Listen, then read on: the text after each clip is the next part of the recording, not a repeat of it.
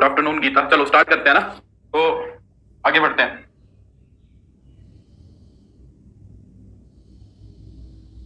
Afternoon. चलो, कल हमने लिमिट्स के बारे में बात की थी। जाते जाते हमने उसी उसी पे ही चल रहे हैं धर्मराज, उसी बात को ही आगे बढ़ा रहे हैं।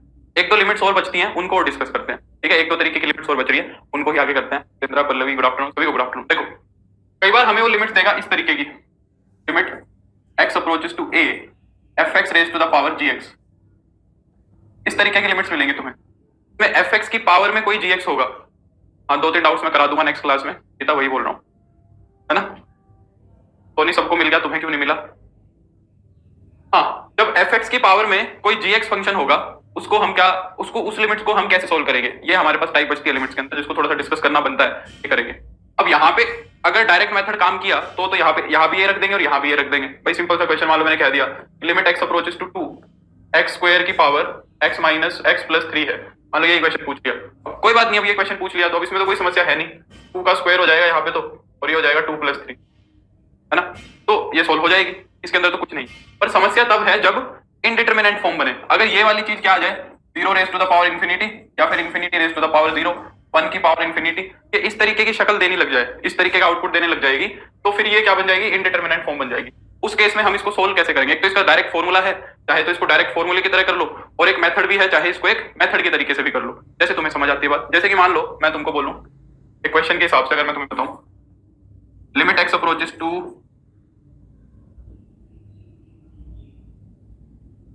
आसानी ले लो, चलो limit x approaches to 1 minus x की पावर 1 ओवर x माइनस, ये ले लो, यहां भी x माइनस 1 की पावर 1 ओवर x माइनस 1। अब अगर इस लिमिट को सोल्व करना है तो कैसे करोगे? अगर इस लिमिट को सोल्व करने को मैं बोल दूं तो कैसे सोल्व करोगे? अगर डायरेक्ट मेथड तुम लगाओगे, क्या हो जाएगा, यहाँ पे 1 रखोगे तो 1 माइनस 1 और इसकी पावर में 1 अपॉन 1 माइनस 1, तो ये क्या हो गया, 0 की पावर 1 अपॉन 0 हो गया, यानी कि 0 raise to the power infinity बन रहा है। ये भी गड़बड़ है, ये नहीं पता है मेरे को, यानी कि डायरेक्ट मेथड नहीं लगा सकते ना इसके अंदर। कुल मिला के बात ये है। अब देखो इसको सोल्व करने का तरीका क्या है, काफी आसान तरीका है। कुछ एक फॉर्मूले भी दिए हुए हैं, डायरेक्ट फॉर्मूले, पर मैं वो डायरेक्ट फॉर्मूले नहीं बताऊंगा तुम्हें, ठीक है। डायरेक्ट फॉर्मूले रटने की जरूरत नहीं है, करने का मेथड सीख लो, फिर अपने आप ही हो जाएगा, इसको रटने की जरूरत नहीं पड़ेगी, है ना। जैसे कि मान लो मैं तुमको बोलूं, क्या मैं इस चीज को ऐसे लिख सकता हूं, बताओ, limit x approaches to 1 e raise to the power log में x माइनस 1 की पावर 1 अपॉन x माइनस। क्या ये वाला जो एक्सप्रेशन है, इस एक्सप्रेशन को मैं ऐसे लिख सकता हूं कि नहीं लिख सकता, खुद बताओ। क्योंकि हमने एक रिजल्ट पढ़ा था कि e की पावर में log ऑफ fx अगर लिखा हुआ है तो वो हमेशा fx के ही बराबर आता है, क्योंकि e और log आपस में क्या होते हैं, इनवर्स फंक्शन होते हैं। अगर ये इनवर्स फंक्शन होते हैं तो e और log तो आइडेंटिटी बना देंगे, तो ये x माइनस 1 की पावर 1 अपॉन x माइनस 1 ही बनेगा या नहीं बनेगा, बताओ। यही बनना चाहिए ना ये। तो हम क्या कर सकते हैं, इसको ऐसे लिख सकते हैं, जो भी लिखा हुआ था इसको e की पावर log में लिख दिया। अब मैं क्या कर रहा हूं कि ये जो 1 ओवर x माइनस 1 इसको आगे ले आओ, क्योंकि log m की पावर n है, ये क्या बन गया, log m की पावर n। तो इसको मैं क्या लिख सकता हूं, e की power 1 upon x minus 1 into में log ऑफ x माइनस 1, ये लिख दूंगा। तो जो तुम्हारा n था, log m की पावर n था, वो आगे आ जाएगा, है ना। अब देखो कुल मिला के ये बात बन गई है, लिमिट x ये माइनस 1, तो e की पावर में चल रहा है सारा का सारा system, log of x minus 1 upon में x माइनस 1, ये चल रहा है, log of x minus 1 upon में x माइनस 1, ये बन गया। अब अगर देखो यहाँ पे मैं लिमिट लगाता हूं तो क्या बन गया, 0 अपॉन में ये भी क्या बन गया, 0, सॉरी पर तो बन गया log 0 और नीचे ये बन गया 0, ठीक है। log 0 माइनस इंफिनिटी की तरफ भागता है और ये क्या हो गया, ये 0 हो गया। कुल मिला के ये फॉर्म भी डिफाइन नहीं हो रही है, कुल मिला के हमारी ये फॉर्म क्या नहीं हो रही है, डिफाइन नहीं हो रही है, ठीक है। तो अगर मैं तुमको बोलूं यहाँ पे एल ऑर्बिटल रूल लगाने को, तो क्या मैं यहाँ पे एल ऑर्बिटल रूल लगा सकता हूँ, है ना। नीरज मुक्ता, गुड आफ्टरनून। तो यहाँ पे एल ऑर्बिटल रूल लगा दो, क्या बनेगा, देखो। तो अगर मैं इसके अंदर एल ऑर्बिटल रूल लगा दूं यहाँ पे, तो e की पावर में न्यूमरेटर का डेरिवेटिव कितना बनेगा, log x माइनस 1 का बनेगा 1 over x minus 1, 1 over x minus 1, और 1 ओवर, और ये जो x माइनस 1 का डेरिवेटिव है ये हो जाएगा 1। और अगर यहाँ देखें हम x माइनस 1 का डेरिवेटिव, x माइनस 1 का डेरिवेटिव हो जाएगा 1, x माइनस 1 का डेरिवेटिव कितना हो जाएगा, 1 हो जाएगा, है ना।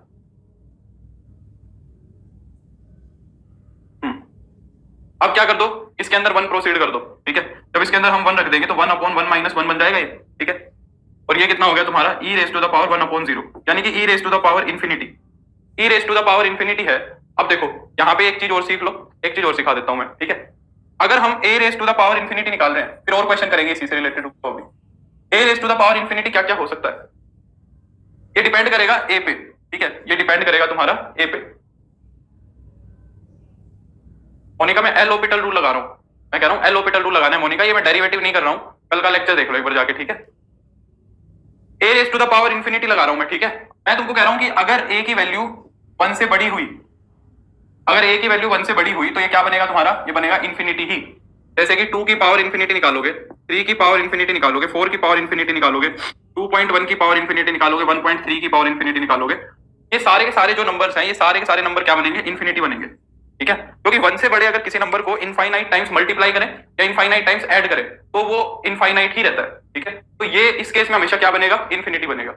अगर हम a की वैल्यू 0 से 1 के बीच में बात करें, जैसे कि 1/2 की पावर इंफिनिटी, 1/3 की पावर इंफिनिटी, है ना, 0.2 की पावर इंफिनिटी, 0.4 की पावर इंफिनिटी, तो 0 से 1 के बीच के अगर किसी भी नंबर की पावर इंफिनिटी करते हो वो हमेशा 0 बनता है।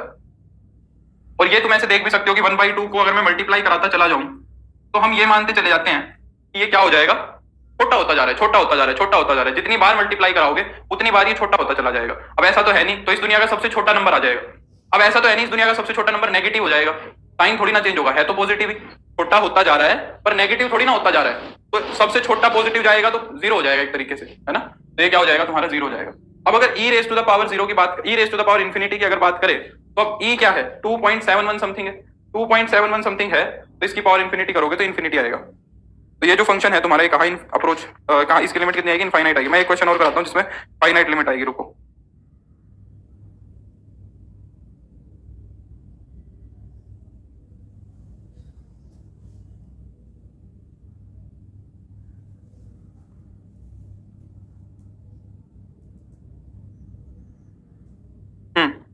देखो जैसे कि ये क्वेश्चन है, क्वेश्चन एक बार करो, इसकी limit x approaches to 1 plus sine x power 2 cot x, पर इसको सोल्व करो जरा।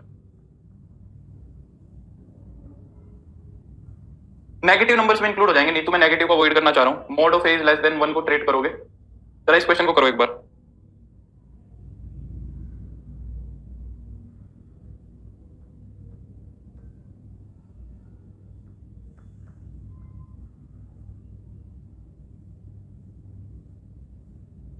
एक्सपोनेंशियल में a की पावर नेगेटिव नहीं हो सकती ना, नहीं तुम, एक्सपोनेंशियल फंक्शन के अंदर a की वैल्यू या तो 0 से 1 के बीच में होती है या 1 से बड़ी होती है, हमने पढ़ा था ना एक्सपोनेंशियल फंक्शन। इसको करो एक बारी।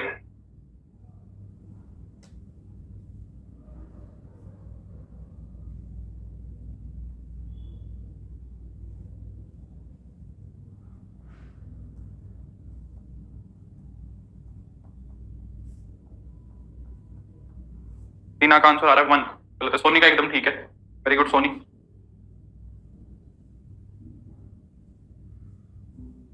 सेम वैसे ही करना है, कुछ भी अलग काम नहीं करना है, सेम टू सेम वैसे ही करना है।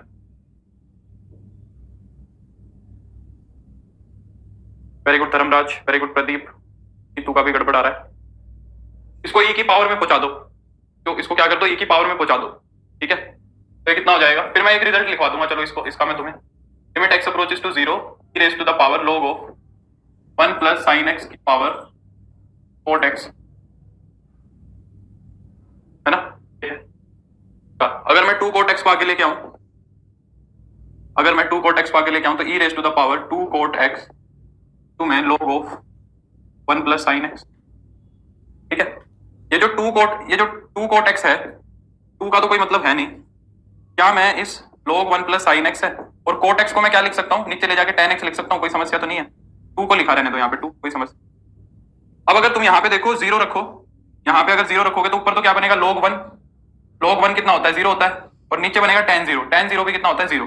तो ये 0/0 फॉर्म बन रही है, क्या बन रही है ये, 0/0 फॉर्म। तो यहाँ पे एल ऑर्बिटल रूल यूज हो सकता है, एल ऑर्बिटल रूल यूज कर दो। जब यहाँ पे तुम एल ऑर्बिटल रूल यूज करोगे तो क्या बनेगा, limit x approaches to 0 e की पावर 2 इनटू में log fx का डेरिवेटिव क्या होगा, 1/1 प्लस साइन एक्स, log का पहले तो क्या हो जाएगा 1/fx और फिर fx का कर देंगे 1 का 0 साइन x का cos x, e को बाद में लिख देंगे। और tan x का डेरिवेटिव कितना होगा, tan x का डेरिवेटिव होगा secant स्क्वायर x, और ये e की पावर में चल रहा है सारा का सारा, ये सारा का सारा क्या कर रहा है, e की पावर में। अब 0 रख के देखो जरा, अब क्या रखो, 0 रख के देखो, तो जब 0 रखोगे तो ये क्या बनेगा, अगर आप जीरो रखोगे तो ये क्या बनेगा, यही लिख देता हूँ, e की पावर 2, देखो यहाँ जीरो रखो तो 1/1 + 0, ठीक है, 2 के मल्टीप्लाई में चल रहा है, 1/1 + 0, कोस जीरो कितना होता है, 1 होता है, और सीकेंट जीरो भी कितना होता है, सीकेंट जीरो भी 1 होता है, कुल मिला के सारा का सारा 1 बन गया है ना, तो इसको तो हटाओ, t² आंसर आ गया। क्या आंसर आ गया तुम्हारा, t²। समझ आई मेरी बात या नहीं आई, ठीक है ना।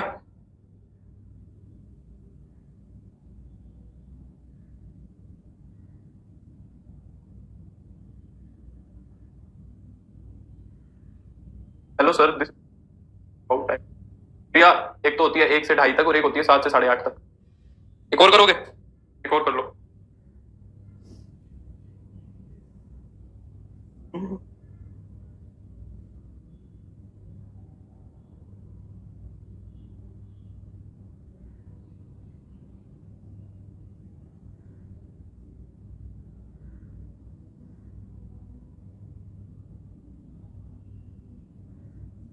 ये देखो, limit x approaches to 0, a की पावर x पावर x उनमें करो जरा।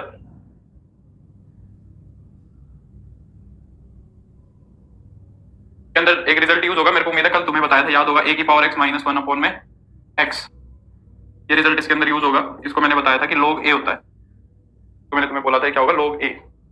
फिर एक दो रिजल्ट है वो बताऊंगा मैं तुम्हें, लिमिट्स से आगे निकलेंगे हम, जो क्वेश्चन होंगे वो लिमिट में ही, लिमिट के क्वेश्चन से ही हो जाएंगे, थ्योरी में तो कुछ इतना है नहीं कि मैं ज्यादा देर थ्योरी को घसीटूं।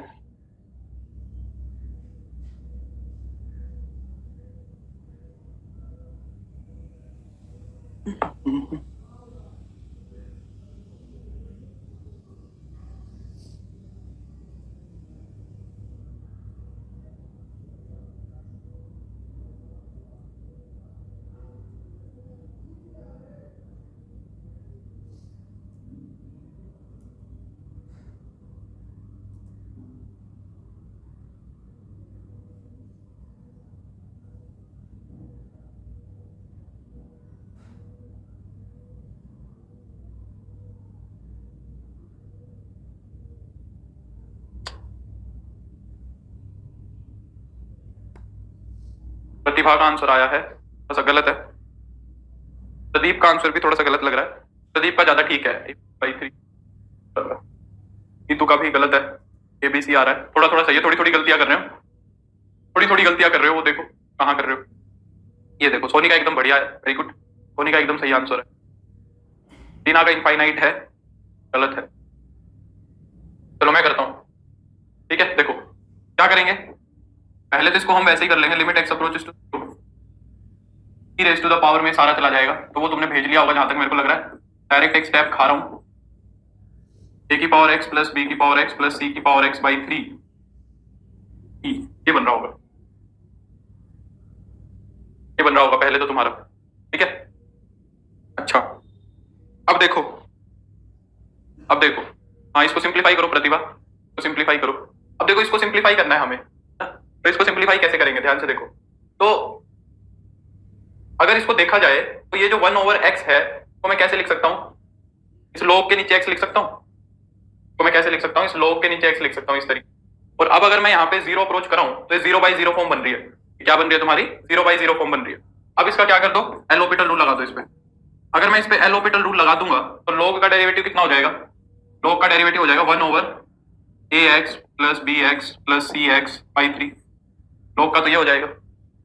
अब फिर इसका करो, log के अंदर जो फंक्शन है इसका 1/3, a की पावर x का डेरिवेटिव कितना होगा, a की power x log a, b की power x log b, c की पावर x log c, ठीक है। और जो अपोन में ये x है इसका डेरिवेटिव कितना होगा, इसका डेरिवेटिव हो जाएगा 1, बस। अब क्या करो कि जो x अप्रोचिंग टू 0 है उस लिमिट को प्रोसीड करो, जब लिमिट को प्रोसीड कर दोगे तो ये कितना बन जाएगा तुम्हारा, देखो e raise to the power, अगर यहाँ पे 0 रखोगे तो a की पावर 0 1, b की पावर 0 1, c की पावर 0 1, 1 + 1 + 1 3, 3/3 हो जाएगा तुम्हारा 1, यहाँ तो 1 बच रहा है कुल मिला के। और यहाँ पे अगर 0 रख दोगे तो a की पावर 0 1, b की पावर 0 1 और c की पावर 0 1, ये भी 1 1 1 हो जाएंगे, तो ये हो जाएगा log a plus log b plus log c, है ना। इसको मैं लिख सकता हूँ log a 1/3 times log a plus log b plus log c, ये हो जाएगा। और log a plus log b plus log c कितना हो जाएगा, log a b c। इसको हम कैसे लिख सकते हैं, e की power 1/3 log a b c, ये हो जाएगा। अब ये जो 1/3 पावर है इसको थोड़ा सिंप्लीफाई भी कर सकते हैं, इस 1/3 पावर को a b c के ऊपर ले जाओ, ठीक है, तो कितना आ जाएगा तुम्हारा e raise to the power log of a b c की पावर 1/3। e से log आइडेंटिटी बन जाएगा, e से log आइडेंटिटी बन जाएगा, तो तुम्हारा फाइनल आंसर बन जाएगा a b c की पावर 1/3। तुम्हारा फाइनल आंसर होगा। गलत है कविता, कर तो दिया सामने। ठीक है, तो a b c की पावर कितनी होगी, 1/3, ये तुम्हारा आंसर होगा। क्लियर हो गई बात? तो इस तरीके से करना है।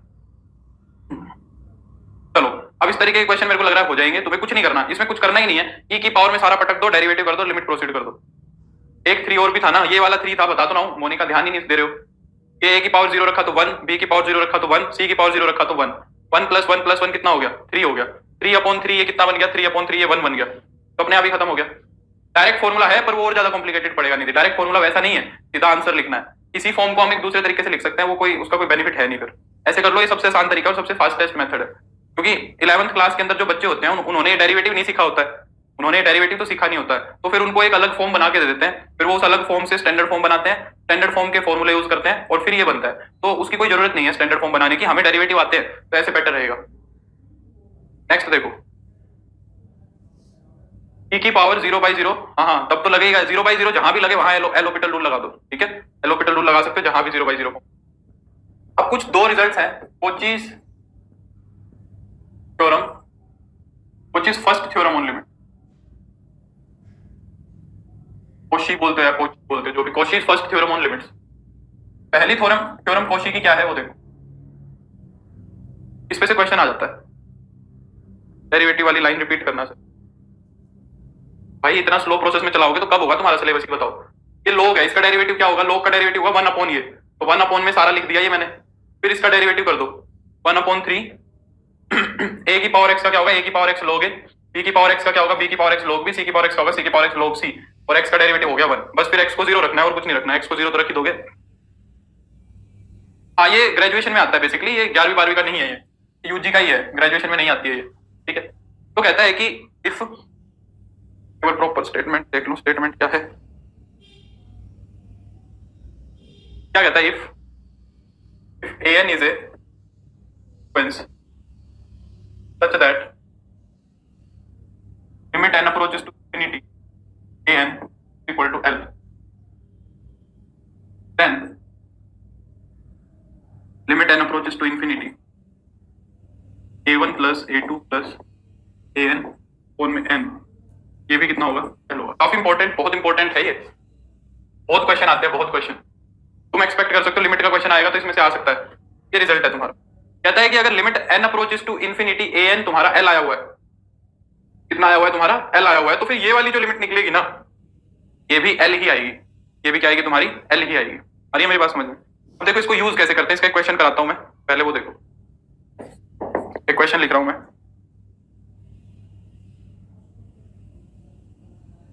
एक काम करो, अगर तुम ये कंफ्यूज हो रहे हो, चलो लिख दिया तो लिख,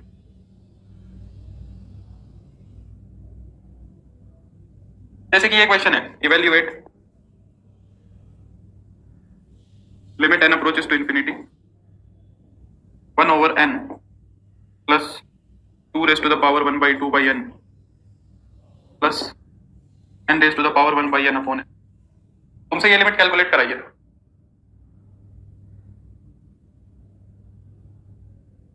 सर कल आप रहे थे DSSS बिकॉज जनरल पेपर का सिलेबस देते हैं, सब्जेक्ट का सिलेबस नहीं देते, कुछ भी दे देते हैं हमें, वही तो कह रहा हूँ प्रतिभा, मैं यही तो बोल रहा था। सर यूजी में मेरी मेजर फिजिक्स करी है और माइनर के, फिर कैसे करोगे भाई, मतलब फिर तो शायद एलिजिबल ही नहीं है। ये क्वेश्चन ट्राई करो एक बार, इससे रिलेट करने की कोशिश करो, इसको इससे रिलेट करने की कोशिश करो, हो रहा है, एक बार अटेम्प्ट दो, 2-3 क्वेश्चन कराऊंगा मैं इसके, इसको जरा एक बार इससे रिलेट कराओ।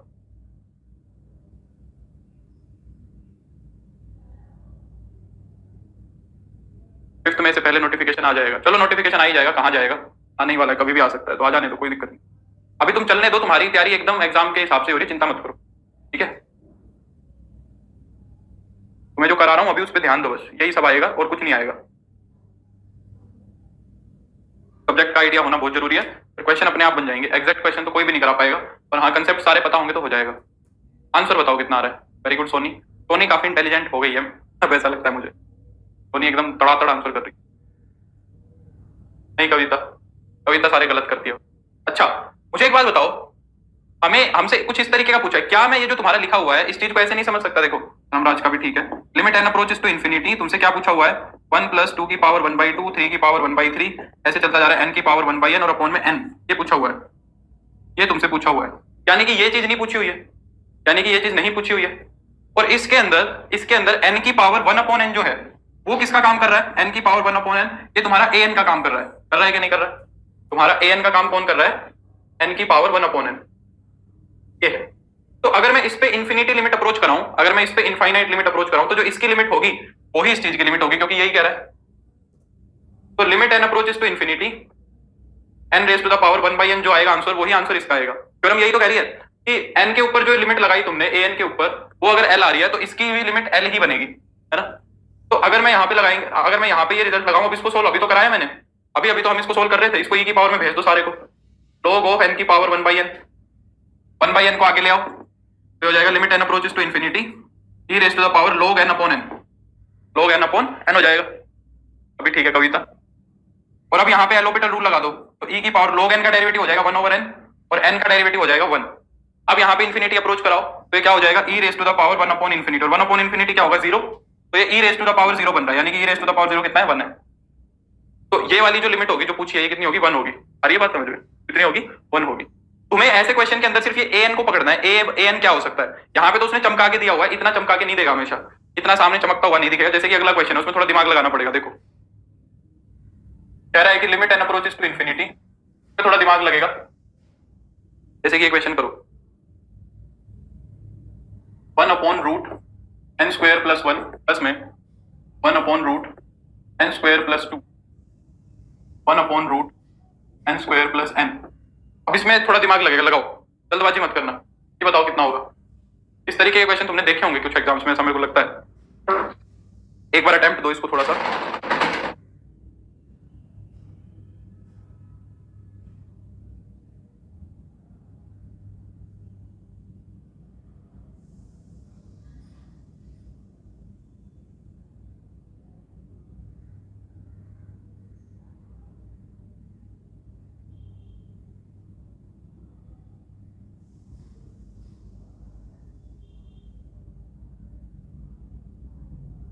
सर अभी मेरा बीएड 4th सेम का एग्जाम नहीं हो पाया है, मे भी मई में हो सकता है। इस बार का फॉर्म नहीं कर सकते। देखो DSSS वाले करा देते हैं, DSSS में अप्लाई कर सकते हो। पर मेरी एक कैंडिडेट से बात हुई थी, जो अभी हमारे बैच में भी है, डोली नाम है उसका, तो उसका DSSS वाला एग्जाम क्लियर हुआ था और उसके साथ सेम इशू हुआ था, पर उसकी फाइनल जो डिग्री थी वो नहीं आई थी। तो उन्होंने डॉक्यूमेंट वेरिफिकेशन पे उसका पूरा सिलेक्शन हो गया था और उन्होंने उसका सिलेक्शन कैंसिल कर दिया सिर्फ इस वजह से क्योंकि फाइनल डिग्री नहीं पब्लिश हुई थी। पर उसका ऐसे ही था, वो बीएड में सेकंड ईयर में थी और उसने सारा प्रोसेस कर दिया था। तो अगर तुम इतना वो कर सको कि तुम्हारी फाइनल डिग्री तक का सारे डॉक्यूमेंट्स उनके, जब उनके डॉक्यूमेंट वेरिफिकेशन होगी उस टाइम तक अगर तुम ले जाओ तो फिर कर सकते हो। वैसे वो बीएड अपीयरिंग को चांस दे देते हैं, पर डॉक्यूमेंट्स वाली समस्या आ सकती है, उन्हें उसको चांस नहीं दिया, फिर उसका सिलेक्शन हुआ हुआ रह गया। वेरी गुड कविता, अनिल। अच्छा पहले इसको हमें कोशिश फर्स्ट थ्योरम के हिसाब से एडजस्ट करने के लिए क्या करना चाहिए? देखो कोशिश फर्स्ट वाले के अंदर यहाँ पे एन भी है, ये एन तो नहीं दिख रहा मुझे, हाँ बिल्कुल 1 होगी सोनी कविता। यहाँ पे एन नहीं दिख रहा मेरे को, यानी कि इसको एन की जरूरत है, इस पूरे को एन की जरूरत है, तो इसको एन से डिवाइड करा दिया और एन से ही मल्टीप्लाई करा दिया। अब ये तुम्हारा कोशिश फर्स्ट थ्योरम बन गई कि नहीं बन गई? एन से डिवाइड करा दिया और एन से मल्टीप्लाई करा दिया। अब तुम यहाँ पे देख सकते हो कि ये वाला जो काम कर रहा है ये तुम्हारा ए एन बन रहा है। बस तुम्हें ए एन देखना है, फिर बहुत आसान है। वैसे ये कभी ना हो, वैसे बहुत कॉम्प्लिकेटेड हो जाएगा। अगर थ्योरम पता है तो फिर ये एक झटके के साथ हो जाएगा बस। N upon root n square plus n. इसको कैसे सिंप्लीफाई करेंगे? न्यूमरेटर डिनोमिनेटर को 1 एन से डिवाइड करा दो, खाली एन से। जब न्यूमरेटर को एन से डिवाइड कराओगे तो 1 हो जाएगा और डिनोमिनेटर को कराओगे तो ये एन जो है वो रूट के अंदर जाएगा तो एन स्क्वायर बन जाएगा, तो ये तो बन जाएगा 1, तो ये बन जाएगा 1/n। तो यहाँ पे 1/n आएगा, ये बन जाएगा 0, तो हो जाएगा 1 अपॉन रूट 1, 1 आ गई, यानी कि ये लिमिट भी 1 होगी। समझ में आया या नहीं आया? बताओ, अच्छा क्वेश्चन था। चलो एक और कर दो, एक और कर दो चलो।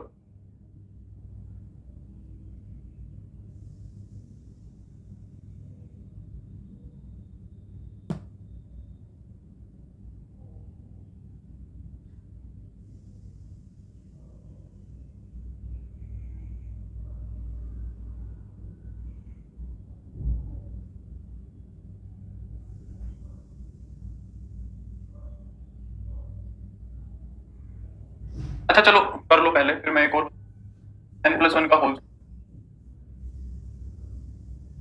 बताओ कितना होगा। आसान है ये तो एकदम इजी सा है। ये बताओ क्या होगा।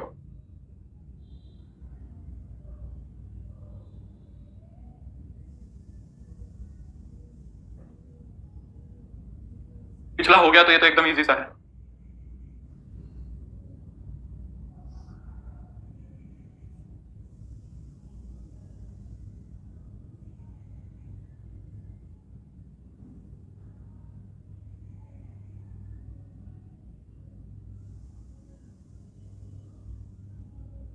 इसमें भी वही बात है बिल्कुल कविता, हम ठीक है कविता का। यहाँ पे भी हमें 1/n नहीं दिख रहा, बस यहाँ पे भी हमें क्या नहीं दिख रहा, 1/n नहीं दिख रहा अनिल का भी। ठीक है तो इसको n से डिवाइड, n से मल्टीप्लाई करा देंगे। ये तुम्हारी an बन गई, ये तुम्हारी क्या बन गई an, n/4n²।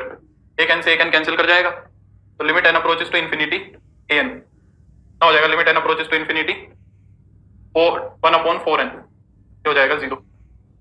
ठीक है पर सेट की और प्रैक्टिस कहां से करें, या फिर उतना नरेंद्र घटना चक्र की बुक ले लो और ये ले लो क्या बोलते हैं अरियंत की। तो ये दोनों तुम्हें करनी है, ये मान के चलो। एक तो ये वाली बुक कर लेनी है और एक तुम्हें कर लेनी है ये घटना चक्र वाली बुक। इन दोनों को कर लेना है। मैं हर एक चैप्टर का क्या कर लेना है तुम्हें, दोनों कर लेना है। मैं हर एक चैप्टर का एक पोर्शन उठा रहा हूँ। जैसे सेट जहां से अच्छा था मैंने वो उठा लिया, रिलेशन फंक्शन जहां से अच्छा था वो उठा लिया। आ गई मेरी बात समझ में? नहीं नहीं ये तो रिजल्ट ही है ना, ये तो रिजल्ट में ही आ रहा है ये तो पूरा का पूरा। हाँ डोली है ना। अब देखो इसी से मिलता जुलता एक और थ्योरम है, इसका कोई नाम नहीं है पर ये थ्योरम है। देखो कहती है कि if an is a sequence, if an be a sequence such that, ये जो सीक्वेंस लिख रहा हूं इसका मतलब बाद में समझेंगे। ठीक है इससे अभी हमें कोई खास मतलब है नहीं, तो इसका मतलब बाद में समझेंगे। Limit n approaches to infinity an जो है अगर वो l दिया हुआ है तो देन इसे मिलता जुलता है। बाकी वो जेई के लिए ठीक है, कर लो, बाकी वो भी प्रैक्टिस कर लो। पर अब उसमें ग्रेजुएशन के टॉपिक्स है ही नहीं, कर लो बाकी जो मैं करा रहा हूँ वहां से भी कर सकते हो। तो जेई के लिए ठीक है, हमें उतना उस तरीके के क्वेश्चन थोड़े कम करने हैं, तो ये भी एल ही होगा। ठीक है क्या कह रहा है कि अगर an एक सीक्वेंस है such that limit n approaches to infinity, ये an अगर l है तो a1 से लेके an तक का मल्टीप्लीकेशन करूं और उसकी पावर 1/n भी कर दूं तो भी कोई फर्क नहीं पड़ेगा, वो भी l ही आएगी। पीछे हमने क्या किया था, सबका सम किया था। जैसे कि मान लो मैं एक क्वेश्चन दूं तुम्हें यहाँ पे, जैसे कि एक मैं तुम्हें क्वेश्चन दूं, मान लो कि evaluate limit n approaches to infinity 2/1 3/2, ठीक है ना। 2/1 की पावर 1, 3/2 की पावर 2, 4/3 की पावर 3, ऐसे चलते चलते n+1/n की पावर n और इस पूरे की पावर 1/n। ये पूछा ये लिमिट क्या होगी बताओ। इसका कोई नेम नहीं है, इस थ्योरम का कोई नाम नहीं है, बेनाम है ये। बाकी सब तुम्हें मिल जाएंगी, तुम्हारी ग्रेजुएशन की एडवांस कैलकुलस की बुक है तो उसमें मिल जाएंगे, नहीं तो आर डी शर्मा वो रियल एनालिसिस के नाम से जो भी ग्रेजुएशन में बुक पढ़ी उसमें मिल जाएंगे। चलो बताओ, कोशिश करो। थ्योरम के नीचे ही सवाल लिखा हुआ है, हाँ कर लो कोई दिक्कत नहीं है। स्वाति वहां से प्रैक्टिस भी कर लो। पर देखो मैं हाँ जो 11वीं 12वीं के टॉपिक है ना वो तो कहीं से भी कर लो, कोई इतनी समस्या नहीं है। 11वीं 12वीं के टॉपिक्स की कोई इतनी खास समस्या नहीं, वो हो जाएंगे। वो आर डी शर्मा से कर लो, वो किसी से भी कर लो, पर कोशिश करो कि ऑब्जेक्टिव से करो, क्योंकि वो उसको टाइम क्या बोलते हैं सब्जेक्टिव को करने में टाइम ज्यादा लगेगा। तो कोशिश करो ऑब्जेक्टिव कर लो। आर डी शर्मा जो ऑब्जेक्टिव है वो ठीक है, वो मोर देन इनफ है, पर वो तुम्हारा टाइम ज्यादा कंज्यूम करेगी, उसका लेवल थोड़ा ज्यादा मिलेगा तुम्हें। वो जेई मेन तक के सवाल करा देती, कर लो तो बहुत अच्छा। अगर हो रही है अच्छे से, ज्यादा समय नहीं लग रहा है तो बेस्ट है, कर लो। वो कर लोगे तो कुछ नहीं बचेगा। मेरा मतलब ये है, मैं तुम्हें ज्यादा से ज्यादा प्रिसाइज और एग्जैक्ट चीजें बताने की कोशिश करता हूँ जिससे कम से कम तुम्हारा टाइम कंज्यूम हो। बाकी तुम्हें जो कंफर्टेबल लगे वहां से करो। बिल्कुल सोनी का ठीक है और डोली का भी ठीक है, मोनिका ने गड़बड़ कर दिया। तो देखो रिजल्ट क्या कह रहा है, a1 a2 a3 an का प्रोडक्ट और ऊपर 1/n पावर ये l के बराबर होगा। अगर ये भी l के बराबर है तो अब यहाँ तो साफ साफ दिख रही है तुम्हें an का काम कौन कर रहा है, अलग से चमक रही है an वाली टर्म। an वाली टर्म तुम्हारी अलग से नहीं डोली, ये तो मैं खुद से ही अभी तो खुद से ही चल रहा है, बाकी वहीं से उठाऊंगा, कुछ टॉपिक वहीं से उठाऊंगा, एडवांस कैलकुलस वहीं से कराऊंगा थोड़ा। नहीं 9-10 की बुक मत करना ही मत चाहे ऐसे, 9-10 की बुक मत करना। तो अब ये बन गया तुम्हारा, ये बन गया है ना, ये an बन गया। अब इस पर लिमिट लगानी है बस। तो limit n approaches to infinity 1+1/n की पावर n तो हो जाएगी, डायरेक्ट होती है। वैसे तो डायरेक्ट रिजल्ट है, ई होता है, ये डायरेक्ट याद होना चाहिए। नहीं है तो अपना वो लगा लो फिर, log 1+1/n की पावर n। ठीक है तो अगर मैं इसमें ठीक से प्रॉपर्टी लगाऊं तो क्या हो जाएगा, limit n approaches to infinity n log 1+/n। ये जो n है इसको मैं क्या लिख सकता हूं भाई, तो मैं लिख सकता हूँ log ऑफ 1 प्लस 1/n के अपोन में पूरे के नीचे n, और ये e की पावर में चला जाएगा। अब अगर ध्यान से देखो, सॉरी n नहीं 1/n, अब अगर मैं इन्फिनिटी अप्रोच कर रहा हूँ तो 1/n 0 हो जाएगा और ये भी 1/n 0 हो जाएगा, तो log 1 0 और अपोन में 0, तो 0/0 फॉर्म बन रहा है। अब यहाँ पे डेरिवेटिव करोगे दोनों के तो क्या बनेंगे, log का डेरिवेटिव तो हो जाएगा 1 ओवर 1 प्लस 1/n, और 1 का डेरिवेटिव 0 और 1/n का माइनस का 1/n स्क्वायर, अपोन में 1/n का डेरिवेटिव कितना होगा, माइनस का 1/n स्क्वायर, तो माइनस 1/n स्क्वायर से माइनस 1/n स्क्वायर कैंसिल कर गया। अब लिमिट, अच्छा ये सारा e में चल रहा है, e की पावर में, तो ये कितना हो गया, अब ये e की पावर में अगर इन्फिनिटी रख दोगे तो 1 ओवर 1 प्लस 0 हो जाएगा, क्योंकि 1 अपॉन n में इन्फिनिटी रखोगे तो 0 बनेगा, तो ये कुल मिला के कितना हो गया तुम्हारा, e की पावर 1 हो गया, e raise to the power. ठीक है, क्लियर हो गई बात, समझ में आई कि नहीं आई बात, अरे बोलो। एक आसान सा क्वेश्चन है, एक और कर दो, आज का तो लेक्चर ही इसी पे कुर्बान हो गया, मैंने तो कंटिन्यूटी कराने की सोची, कंटिन्यूटी तो अभी एक थ्योरम और भी बचती है, ये वाला करो, 1 into 2/1 into 3/2 n upon n minus 1 power 1/n, बताओ ये कितना आएगा।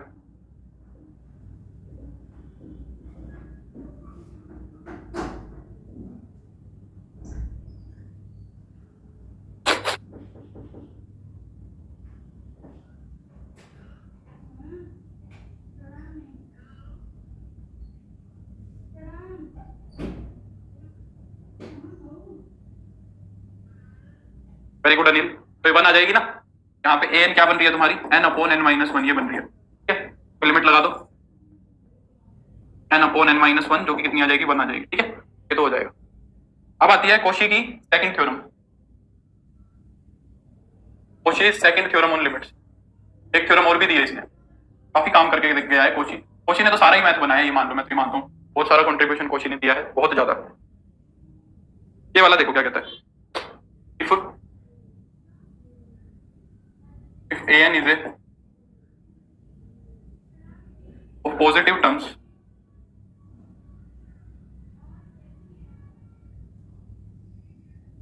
and if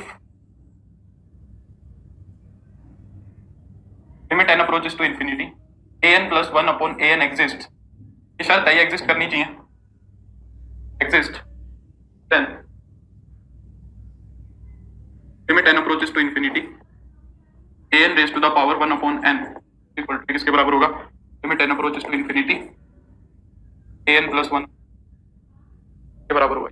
ये बोलता है क्वेश्चन का रिजल्ट, कहता है कि अगर पहली बात हमें क्या निकालनी है, हमें ये निकालना है, हमसे वो ये पूछेगा, ये क्वेश्चन करेगा, वो हमसे पूछेगा, वो मैं बता रहा हूँ, वो हमसे ये लिमिट पूछना चाहेगा वो हमसे कि ये लिमिट क्या होगी, पर ये हमारी सीधी नहीं हो रही होगी, जैसे अभी तक हम e की पावर में ले जाके कर रहे हैं ना, ये वैसे नहीं हो रही होगी, तो ये रिजल्ट उसमें हमारी हेल्प करेगा, ठीक है, पर उसके लिए एक छोटी सी शर्त है कि भाई ये जो an प्लस 1 अपॉन an है ना, ये एग्जिस्ट करनी चाहिए, अगर बाई चांस ये एग्जिस्ट ही नहीं कर रही है, ये लिमिट तुम सोल्व ही नहीं कर पा रहे हो, तो इसके बदले ये मत बोल देना कि ये भी एग्जिस्ट नहीं करेगी, है ना, ये एग्जिस्ट करेगी तो फिर हम बोल देंगे कि ये इसके बराबर आ रही है, बाई चांस तुम ये निकालने चले और ये एग्जिस्ट नहीं करी तो इसके बदले मत बोल देना कि एग्जिस्ट नहीं करी, क्योंकि पहली शर्त यही है कि ये एग्जिस्ट करनी चाहिए, अगर ये एग्जिस्ट नहीं कर रही तो फिर हम कुछ नहीं बोल सकते, इसका एग्जिस्टेंस जरूरी है। जैसे कि मैं एक क्वेश्चन दूं तुम्हें, कौन फोन कर रहा है मेरे को, वैसे ही कोई नहीं करता,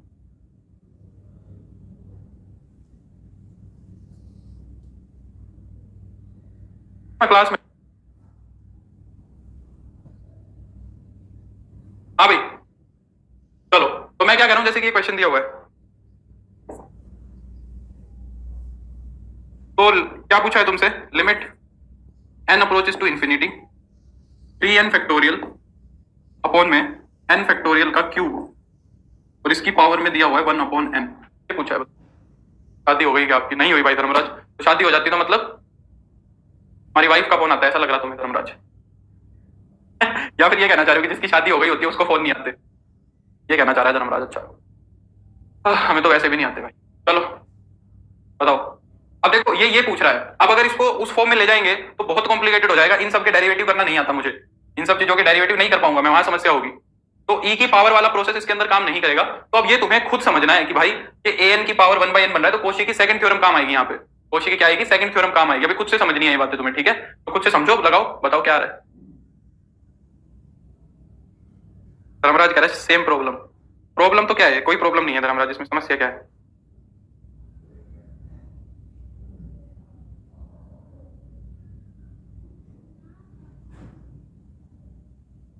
टोली का आंसर आ गया, ठीक लग रहा है, कर देता हूं, हाँ ठीक है, तो यहाँ पे an देखो क्या बनेगा तुम्हारा, यहाँ पे an क्या बनेगा तुम्हारा, an बनेगा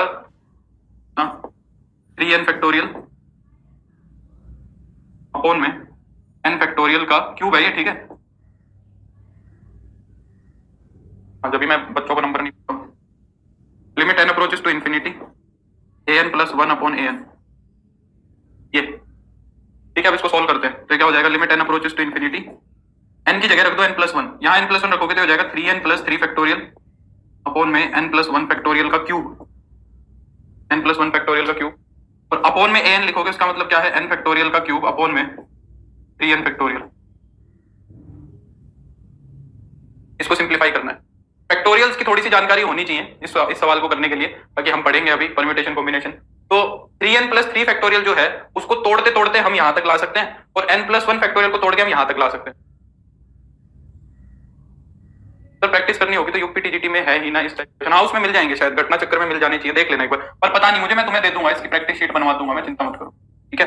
यूजी वाली प्रैक्टिस शीट मैं अलग बनवा दूंगा, कर लेना। क्वेश्चन के बेसर नहीं रहोगे, क्वेश्चन में शॉर्ट नहीं रहोगे, यानी में बोल देते क्वेश्चन के बिसर नहीं रहेगा, बिसर यानी कि शॉर्ट नहीं रहोगे, कमी नहीं आएगी questions, will get enough questions for practice. 3n factorial, इसको तो ऐसे लिख लिया। और ये जो क्यूब वाले हैं, ये जो क्यूब वाले हैं इनको एक साथ लिख लो, तो ऊपर तो हो जाएगा n+1, n फैक्टोरियल नीचे हो जाएगा n+1 इंटू n फैक्टोरियल का होल क्यूब, इसको ऐसे लिख। नहीं समझ आया लास्ट स्टेप कैसे हुआ? अरे भाई प्रिया, n की जगह an+1, n की जगह n+1 रख दिया, अगर इसमें n की जगह n+1 रखोगे तो क्या बनेगा, 3 इंटू n+1, और 3 इंटू n+1 क्या होगा, 3n+3 होगा, है ना। और यहाँ पे n फैक्टोरियल क्या होगा, n+1 फैक्टोरियल होगा, n+1 फैक्टोरियल। अब इसके नीचे an लिखना है, इस टर्म के नीचे an लिखना है, इस टर्म के नीचे an लिख दो, तो 3n फैक्टोरियल अपॉन में n फैक्टोरियल का क्यूब ही हो जाएगा। अब n फैक्टोरियल का क्यूब तो ऊपर चला जाएगा और 3n फैक्टोरियल नीचे रह जाएगा। ठीक है, बच्चों की तरह समझानी पड़ती है सारी बातें, तो कैसे काम चलेगा। n फैक्टोरियल 3n फैक्टोरियल से 3n फैक्टोरियल कट गया, n फैक्टोरियल से n फैक्टोरियल कट गया। ठीक है भाई, तो एक गड़बड़ हो गई है, ये चीज कहाँ क्या कर दिया, ये मैंने गलती कर दिया, ऊपर n फैक्टोरियल है।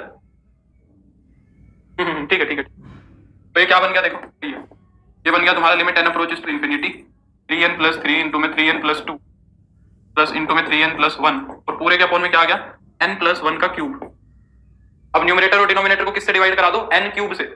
न्यूमरेटर और डिनोमिनेटर को n क्यूब से डिवाइड करा दो, एक n को यहां करा दो, एक n को यहां करा दो, एक n को यहां करा दो, और n क्यूब को यहां करा दो डिनोमिनेटर में भी। ये हो जाएगा limit n approaches to infinity 3 plus 3 by n, 3 plus 2 by n, और 3 प्लस 1 बाई n, और डिनोमिनेटर में 1 प्लस 1 बाई n का होल क्यूब हो जाएगा। ठीक है, अब कर दो क्या, डाउन साइड n फैक्टोरियल कहां से आया भाई यार कपिल, n प्लस 1 फैक्टोरियल को क्या लिख सकते हैं, n प्लस 1 फैक्टोरियल को n प्लस 1 फैक्टोरियल और मल्टीप्लाई में n फैक्टोरियल।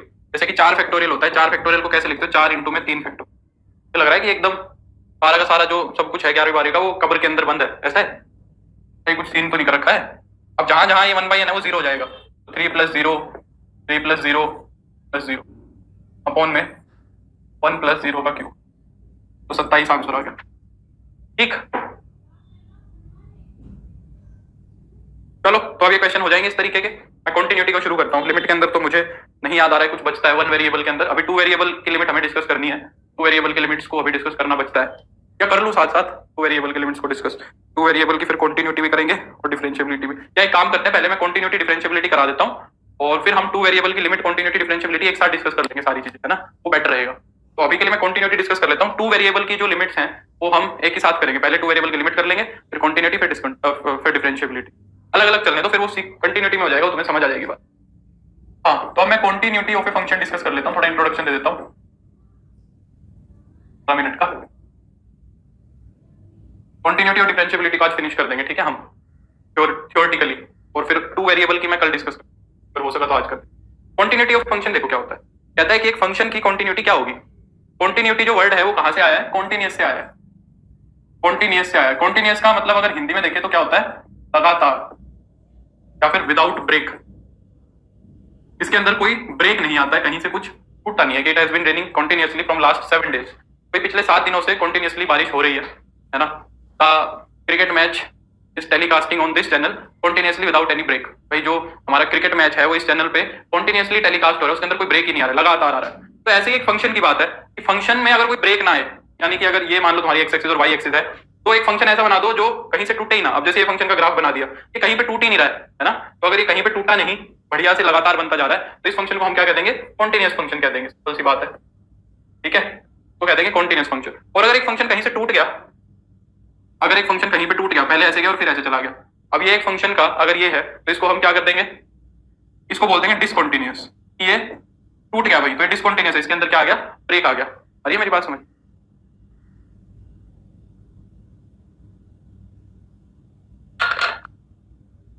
है ना, इसको हम बोल देंगे डिसकंटिन्यूअस और इसको हम बोल देंगे कॉन्टिन्यूअस, ठीक है।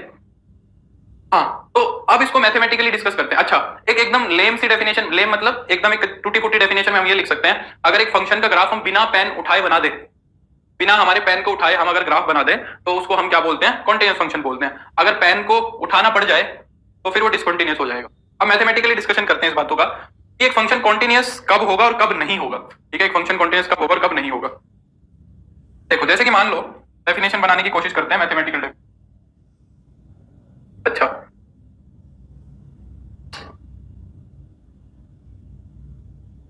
जैसे कि मैंने एक कांस्टेंट फंक्शन का ही एग्जांपल लिया था, वही ले लेता हूं।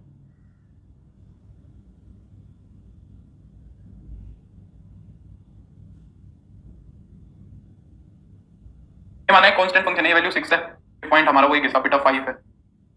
मैं 5 के ऊपर, अच्छा पहली बात continuity eight a point discuss कर रहे हैं हम, ठीक है, हम क्या डिस्कस कर रहे हैं, कॉन्टिन्यूटी एट ए पॉइंट। एक पॉइंट के ऊपर हम क्या डिस्कस कर रहे हैं, कॉन्टिन्यूटी। कॉन्टिन्यूटी जो होती है ना, वो या तो एक पॉइंट पे डिस्कस होती है या फिर एक पूरे के पूरे इंटरवल में डिस्कस होती है। अभी हम एक पॉइंट की बात कर रहे हैं, जैसे कि यहाँ पे 5 लिखा हुआ है, ठीक है। अच्छा, पहले तो लिमिट की बात करते हैं। क्या अगर मैं लिमिट निकालूं 5 के ऊपर, तो क्या इस फंक्शन की लिमिट एग्जिस्ट कर रही है, क्या बोलते हो, limit x approaches to 5f(x), क्या ये एग्जिस्ट कर रहा है, बताओ जरा। 5 के ऊपर फंक्शन की वैल्यू सपोज मैंने यहां डिफाइन कर दी, ये मैंने बोल दिया कि 5 के ऊपर फंक्शन की वैल्यू यहां 7 है। बोलो, क्या 5 के ऊपर फंक्शन की लिमिट एग्जिस्ट कर रही है।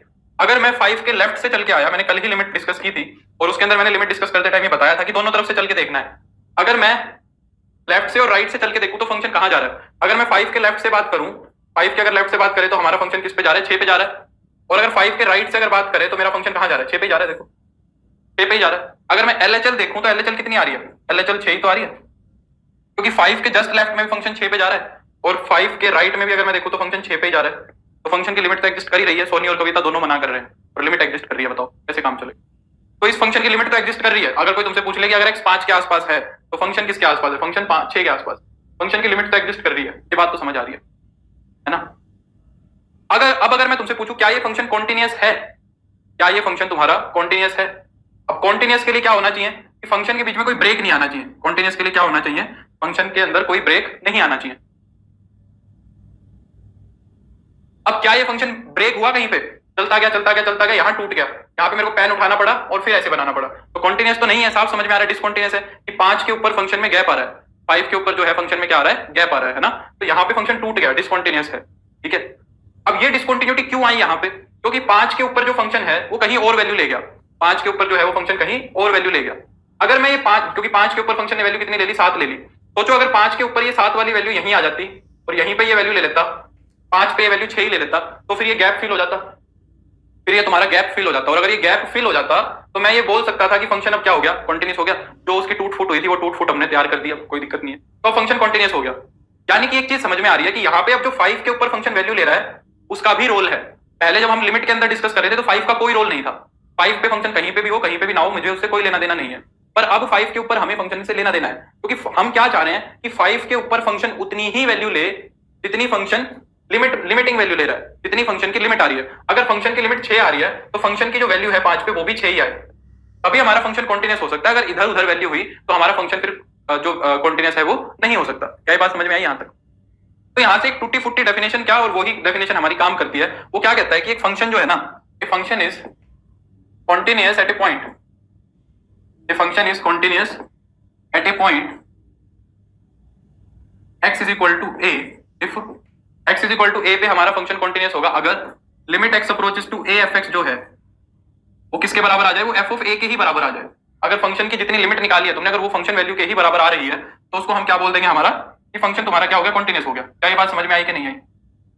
अगर हमारा फंक्शन पीस वाइज है, ए के ऊपर पीस वाइज डिफाइन हो रखा है, यानी कि ए के लेफ्ट में अलग है और ए के राइट में अलग है, तो फिर उस केस में जो डेफिनेशन है ये मॉडिफाई हो जाएगी, किसमें, उस केस में हमारी डेफिनेशन इस तरीके से मॉडिफाई हो जाएगी, limit x approaches to a minus f x, क्योंकि फिर उसमें लेफ्ट हैंड लिमिट और राइट हैंड लिमिट अलग अलग निकालनी पड़ेगी, तो उसके अंदर लेफ्ट हैंड और राइट हैंड लिमिट अलग अलग निकालनी पड़ेगी हमें। तो पहले तो ये लिमिट एग्जिस्ट करे, लिमिट भी तो एग्जिस्ट करनी पड़ेगी, लिमिट भी एग्जिस्ट करे, पहले ये दोनों बराबर आए और फिर क्या हो जाए हमारा फंक्शन वैल्यू भी उतनी रखे जितनी लेफ्ट हैंड लिमिट और राइट हैंड लिमिट है। जैसे हमने अभी पीस वाइज फंक्शन पीछे देखा था, के बारे में हमने ये बात करी।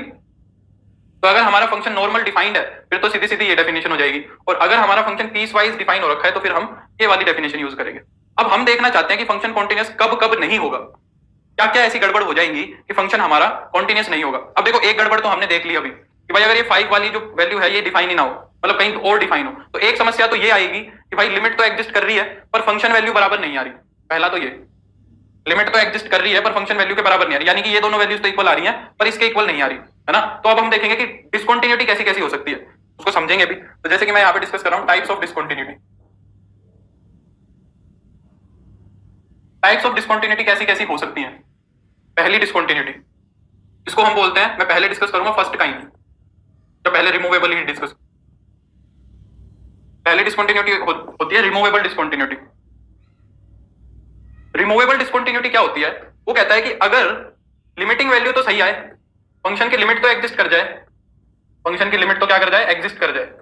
फंक्शन की लिमिट एग्जिस्ट करने का मतलब क्या है कि एलएचएल और आरएचएल जो लिमिट है वो सेम आई है, पर वो फंक्शन वैल्यू के बराबर नहीं आ रही है। But limit x approaches to a f x जो है ना, वो एफ ऑफ ए के इक्वल नहीं आ रही है। अगर ऐसा कुछ हो रहा है तो उसको हम बोलते हैं कि हमारे फंक्शन के पास क्या है, रिमूवेबल डिसकंटिन्यूटी है। रिमूवेबल का मतलब क्या है, जिसको रिमूव किया जा सके। जैसे कि फॉर एग्जांपल जरा बताओ मुझे, ये फंक्शन पहली बात तो कॉन्टिन्यूस है कि डिसकंटिन्यूस है। एकदम रद्दी सही देता हूं एग्जांपल, घिसा पिटा।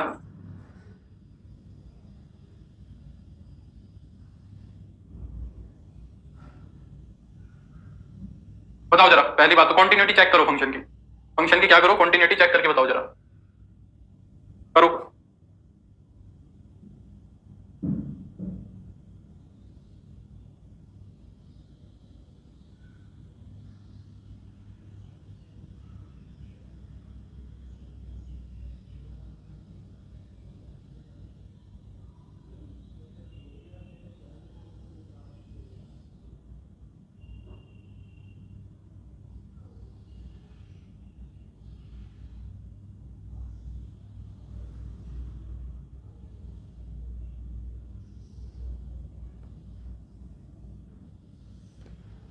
डिसकंटिन्यूस है क्योंकि फंक्शन की लिमिट निकालो पहले तो।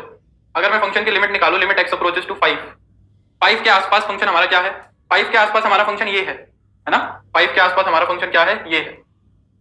और अगर यहाँ पे हम ये लिमिट देखेंगे तो कितनी आएगी, 10 आएगी। और अगर ये देखो कविता सारी जवाब पहले गड़बड़ देती है, और 5 के ऊपर फंक्शन की वैल्यू कितनी आ रही है, 15 आ रही है ना। 5 के ऊपर फंक्शन की वैल्यू कितनी आ रही है, 15 आ रही है। तो देखो लिमिटिंग वैल्यू और फंक्शन वैल्यू इक्वल नहीं आ रही है, तो ये फंक्शन कॉन्टिन्यूस नहीं है।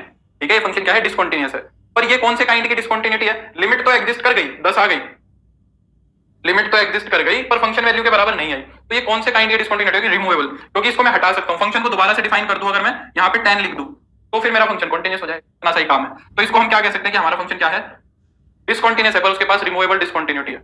अगर फर्स्ट काइंड की बात करें फिर आती है discontinuity of first kind. First kind की डिसकंटिन्यूटी क्या होती है, फर्स्ट काइंड की डिसकंटिन्यूटी में कहता है कि लिमिट ही ना एग्जिस्ट करे। इफ फर्स्ट काइंड की डिसकंटिन्यूटी में क्या कहता है कि if limit x approaches to a f x does not exist, यही ना एग्जिस्ट करे, तो हम बोल देंगे कि फंक्शन के पास कैसी डिसकंटिन्यूटी है, रिमूवेबल फर्स्ट काइंड की डिसकंटिन्यूटी है ना। जैसे कि मान लो मैंने एक फंक्शन ये डिफाइन कर दिया फॉर एग्जांपल, क्योंकि सोचो अगर लिमिट ही नहीं एग्जिस्ट कर रही तो फिर फंक्शन वैल्यू कैसे बराबर होगी। अरे यार प्रदीप ये तो मत पूछ यार, ये 10 कैसे आया, ये तो फिर दिक्कत हो जाएगी प्रदीप भाई। एक्स स्क्वायर माइनस, कल वाला लेक्चर नहीं किया इसका मतलब, हाँ बट फाइनाइट होनी चाहिए, डज नॉट एग्जिस्ट, हाँ बिल्कुल बिल्कुल ये भी लिख लो, बट फाइनाइटली, बिल्कुल ये बात लिख लो, ये जरूरी है, फाइनाइट होनी चाहिए और बराबर नहीं होनी चाहिए। सोनी ने एकदम सही याद दिलाया। जैसे कि मान लो मैंने कह दिया कि फंक्शन 10 है if x is greater than 2, और फंक्शन की वैल्यू 8 है if x is less than equal to 2। अगर मैं तुमसे at x is equal to 2 की बात करूं तो क्या आएगा बताओ, at x is equal to 2 की बात करें, देखो इस फंक्शन का ग्राफ कुछ ऐसा दिखेगा। अगर मैं एक रफ सा ग्राफ बनाऊं, अगर 2 के ऊपर तुम लेफ्ट हैंड लिमिट निकालोगे तो कितनी आएगी, 8 आएगी, और 2 के ऊपर तुम राइट हैंड लिमिट निकालोगे तो 10 आएगी। तो साफ दिख रहा है लिमिट ही नहीं एग्जिस्ट कर रही और फाइनाइट है। अगर इसका ग्राफ देखेंगे तो कुछ ऐसा दिखेगा, देखो 8 और 10, मान लो ये 2 है यहाँ पे। क्या ये फंक्शन कभी कॉन्टिन्यूस हो सकता है बताओ। अगर मैं 2 के लेफ्ट में देख रहा हूं, अगर मैं 2 के लेफ्ट में देख रहा हूं तो फंक्शन कहां पे दिख रहा है, 8 पे दिख रहा है। और अगर मैं 2 के राइट में देख रहा हूं, 2 के राइट में मेरा फंक्शन कहां दिख रहा है, 10 दिख रहा है। ये फंक्शन तो कैसे भी कॉन्टिन्यूस हो सकता है, इसको बनाया भी नहीं जा सकता, फंक्शन ही थोड़ी ना चेंज कर दोगे तुम, फंक्शन चेंज नहीं कर पाएंगे। तो ये डिसकंटिन्यूटी फर्स्ट काइंड की, लेफ्ट हैंड लिमिट आ रही है, राइट हैंड लिमिट भी आ रही है, फाइनाइट आ रही है, पर वो इक्वल नहीं आ रही, तो इसको हम क्या बोल देंगे, डिसकंटिन्यूटी हो गई फर्स्ट काइंड की, जब लिमिट एग्जिस्ट करे फाइनाइटली और वो बराबर ना हो। आगे बात समझ। थर्ड डिसकंटिन्यूटी होती है सेकंड काइंड की। सेकंड काइंड की डिसकंटिन्यूटी होती है, वो क्या कहता है देखो, इफ आइदर और both the limits are infinite. क्या कह रहा है, या तो कोई एक या दोनों, या तो कोई एक या फिर दोनों लिमिट्स क्या हो जाए, इनफाइनाइट हो जाए, उस केस में हम क्या कहेंगे, इसके पास डिसकंटिन्यूटी कैसी है, सेकंड काइंड की है, उसके पास डिसकंटिन्यूटी कैसी हो गई, सेकंड काइंड की डिसकंटिन्यूटी हो गई। जैसे कि मान लो मैंने तुम्हें कह दिया f x is equal to 1/x है at x is equal to 0। 0 के ऊपर अगर मैं यहां पे चेक करा रहा हूं तुम्हें कि भाई ये किस काइंड की डिसकंटिन्यूटी रख रहा है, क्या बताओगे, तो क्या बताओगे? अगर मैं एलएचएल फाइंड आउट करूं तो एलएचएल कितनी आएगी, limit x approaches to 0 minus 1/x ना, तो कितना होगा, लिमिट एक्स अप्रोच, सब्स्टिट्यूशन करेंगे, limit h approaches to 0 1/0 minus h रखेंगे, है ना, ये कितना हो जाएगा, माइनस का limit h approaches to 0 1/h, ये वाला पार्ट तो इन्फिनिटी बन जाएगा, तो ये तो आ गई minus infinity, left hand limit तो आ गई माइनस इन्फिनिटी, और राइट हैंड लिमिट कितनी आएगी, limit x approaches to 0 plus, अगर 0 के राइट में मैं देखूं तो लिमिट क्या आएगी, limit x h approaches to 0 1/0 plus h, तो ये आ रही है इन्फिनिटी, एक आ रही है माइनस इन्फिनिटी, एक आ रही है इन्फिनिटी। इसका ग्राफ मैंने बताया था ना 1/x का, 1/x का ग्राफ ऐसा होता है, ये 1/x का ग्राफ होता है। अगर 0 से जस्ट बड़ा नंबर ले लोगे, 0 से जस्ट बड़ा नंबर ले लोगे तो इन्फिनिटी की तरफ भाग रहा है देखो, और अगर 0 से जस्ट छोटा नंबर ले लोगे तो ये कहां भाग रहा है, माइनस इन्फिनिटी की तरफ भाग रहा है ना। तो ये वाली जो चीज होती है ना, limit x approaches to 0 1/x, ये एग्जिस्ट नहीं करती है, ये डज नॉट एग्जिस्ट की कैटेगरी है, ये किसकी कैटेगरी है, डज नॉट एग्जिस्ट, इसको इन्फिनिटी मत बोलना, ये एग्जिस्ट नहीं करती है, डज नॉट एग्जिस्ट। ये वाली चीज एग्जिस्ट कर रही है क्योंकि यहां मेरे को पता है कि h पॉजिटिव है, यहां मेरे को पता है कि h पॉजिटिव है, यहां पे x अप्रोचेस टू 0 लिख रहे हो तो ये x नेगेटिव भी हो सकता है और पॉजिटिव भी हो सकता है, अगर नेगेटिव हुआ तो ये माइनस इन्फिनिटी आएगा, पॉजिटिव हुआ तो इन्फिनिटी आएगा, तो फिर ये सेकंड काइंड की डिसकंटिन्यूटी होगी। बस आज के लिए इतना ही, सेकंड लेक्चर में इसको आगे बढ़ाएंगे, कंटिन्यूटी और डिफरेंशिएबिलिटी को खत्म करेंगे। कल वाले लेक्चर में हम 2 वेरिएबल को डिस्कस करेंगे, ग्रेजुएशन वाला, ठीक है, तो शाम को हम डिस्कस करेंगे डिफरेंशिएबिलिटी और कंटिन्यूटी का थोड़ा सा पोर्शन और है, कंटिन्यूटी ऑन एन इंटरवल वाला और डिस्कस करेंगे। अच्छा, और अपनी आईटीएफ की जो शीट है वो प्रैक्टिस कर लेना, 30-32 के बाद के जो डाउट है, 35 के बाद के 8-10 क्वेश्चन है, उनके डाउट्स मैं ले लूंगा तुम्हारा, ठीक है। चलो अब मिलेंगे 7 बजे, धन्यवाद, मेरे को उम्मीद है कि क्लास हेल्पफुल लगी होगी। I will see you at 7 PM, bye, धन्यवाद। नहीं करेगी एग्जिस्ट भाई, हाँ मतलब